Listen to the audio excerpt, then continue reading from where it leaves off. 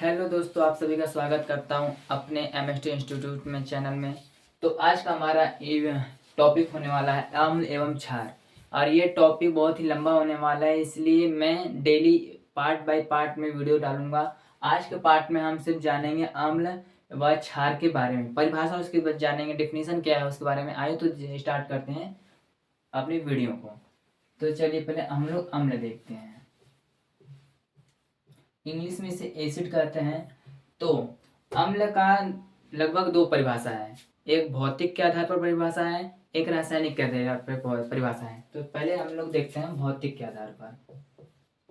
भौतिक के आधार पर परिभाषा हम कहेंगे क्या कि वे पदार्थ, कोई मान लीजिए वे पदार्थ है, ठीक। मैं लिखवाऊंगा नहीं, सिर्फ बताऊंगा, आप अपने से नोट कीजिएगा कि कोई पदार्थ है वो खट्टा है तो वो क्या है, अम्ल है। वे पदार्थ जो स्वाद में खट्टे होते हैं उन्हें अम्ल कहते हैं। ये भौतिक परिभाषा है। और एक और परिभाषा है, इसी में ऐड करेंगे हम लोग कि यह जो होता है लिटमस पेपर, जो सूचक का काम करता है, जो हमें पहचान में दिलाता है कि अम्ल व क्षार का अंतर बताता है, तो वह सूचक का काम करता है। या नीले लिटमस पेपर को, नीले सॉरी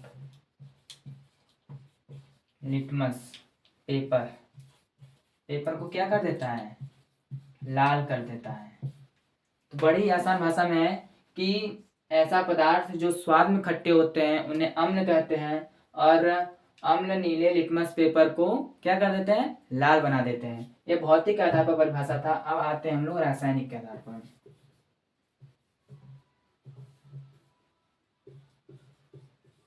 रासायनिक के आधार पर मैं शॉर्ट फॉर्म में लिख रहा हूं, आप लोग पूरी तरीके से लिख लीजिएगा।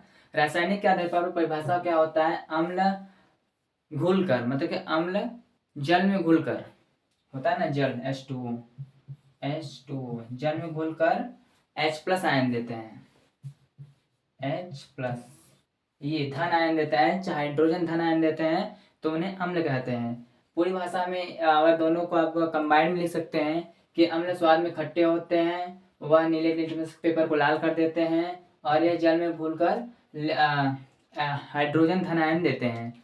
तो यह पूरी परिभाषा यही है अम्ल की। तो आइए हम लोग देखते हैं अब क्षार के बारे में।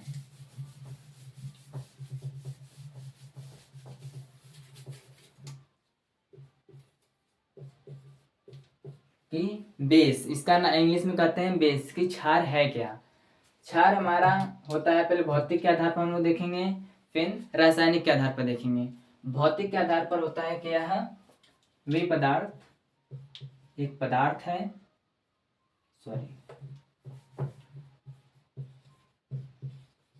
एक पदार्थ है जो स्वाद में क्या है, कड़वा है, कड़वा है, ठीक। तो वह क्या है, क्षार है।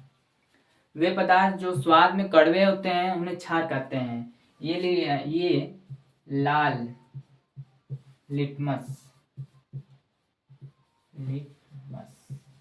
पेपर, ये लाल लिटमस पेपर को क्या कर देते हैं,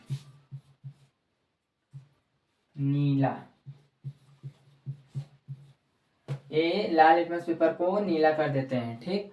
तो भौतिक आधार पर हम लोग जानेंगे इसकी परिभाषा की है क्या, वे पदार्थ जो स्वाद में कड़वे होते हैं उन्हें क्षार कहते हैं, ये लाल लिटमस पेपर को नीले कर देते हैं। और रासायनिक आधार पर है, रासायनिक के आधार पर होता है कि यह जल में घुलकर, मतलब H2O में घुलकर OH- आयन देते हैं। ये इसका रूप है कि रासायनिक में आप बताएंगे कि वे जल में घुलकर OH- देते हैं। इसका देखे होंगे आप अपने लाइफ में यूज करते होंगे, वो होता है ना साबुन, आपने इसको टेस्ट किया है, कड़वा है, वही क्षार है। और अम्ल होता है, आपने नींबू खाया होगा तो क्या है, वो खट्टा टाइप का रहता है, तो वही अम्ल है।